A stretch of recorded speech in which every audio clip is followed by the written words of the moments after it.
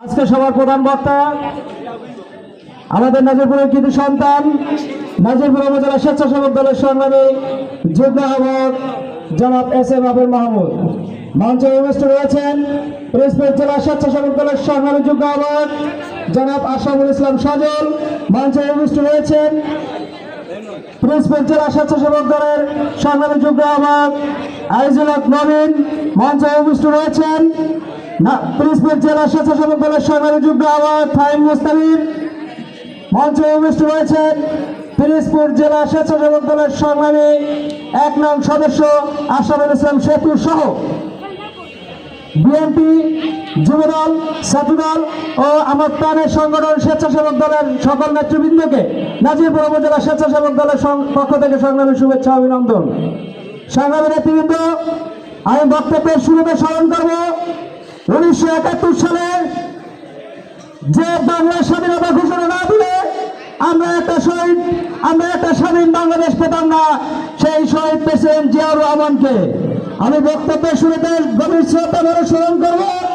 জুলাই আগস্টের যে আন্দোলনে যে সমস্ত ছাত্র জনতা আহত হয়েছে, যারা নিহত হয়েছে, তাদের মাগফিরাত কামনা করব। সংগ্রামী নেতৃবৃন্দ, আমাদের নাজিরপুর উপজেলা স্বেচ্ছাসেবক দলে ২০২১ সালে একটি কমিটি দেওয়া হয়েছিল। এই কমিটি দেওয়ার পরে আমাদের সফলতা অনেক, ব্যর্থতা কম।